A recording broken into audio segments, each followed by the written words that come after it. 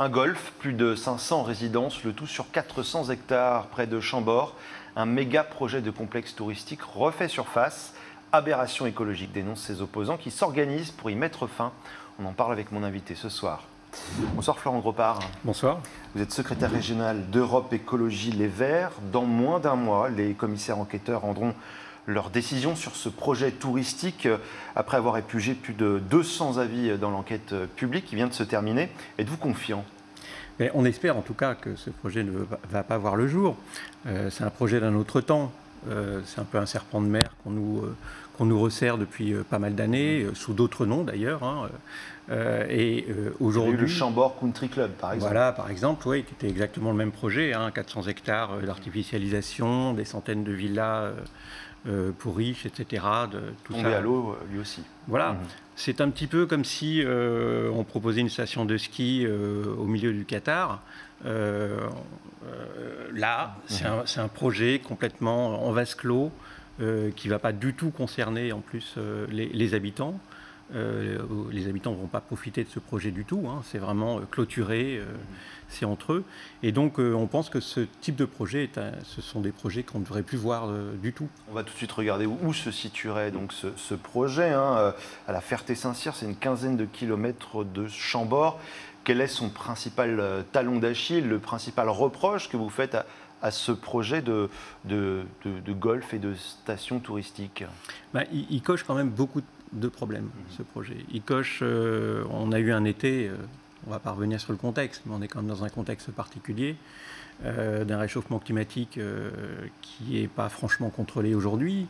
Et avec l'été qu'on vient de vivre, moi j'ai l'habitude de dire qu'on a eu l'été le plus froid des 10 prochaines années, puisque ça va continuer à chauffer. Et donc avec cet été où on a eu une canicule, un manque d'eau, ce golf va utiliser 5000 m3 d'eau par jour. C'est énorme. C'est-à-dire qu'aujourd'hui, ce type de projet n'a plus sa place ici, en France, en tout cas ? Ah ben, totalement. D'autant plus qu'il y a d'autres golfs. Ça va être mis en concurrence. Donc certains parlent d'emplois mais les emplois, ils vont aller les chercher sur d'autres golfs concurrents. 220 emplois, cet argument économique, il ne vous touche pas ? Mais ce n'est pas qu'il ne nous touche pas, on a besoin d'emplois évidemment. C'est pas du tout le sujet. Le sujet, c'est est-ce que c'est une réalité ? Alors déjà, on sait que tous ces projets-là annoncent un nombre d'emplois qui ne sont jamais atteints.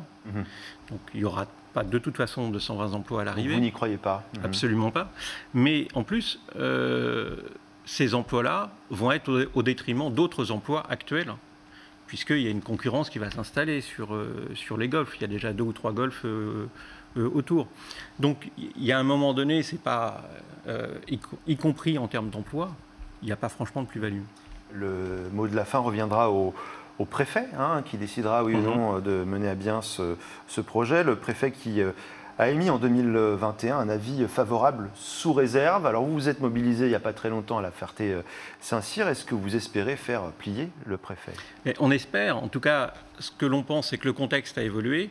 Je vous parlais de la question climatique, mais on a aussi la question de la biodiversité qui est dramatique. Je rappelle que 70% des animaux vertébrés ont disparu depuis 1970. Enfin, on est sur des effondrements absolument jamais connus, historiques. Alors justement, le promoteur de ce projet explique qu'il va reboiser plus qu'il ne va déboiser pour le projet de golf.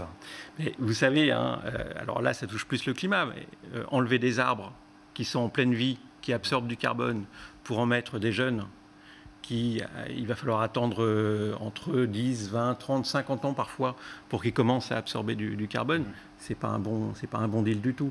Donc vous espérez un ça retournement. Ça ne fonctionne pas sur la question du climat. Un retournement donc du contexte en votre faveur. Réponse d'ici 3 semaines, c'est ça ? Oui. Merci bientôt. beaucoup. Merci beaucoup Florent Gropard, secrétaire régional d'Europe Écologie Les Verts, d'être venu ce soir sur notre plateau.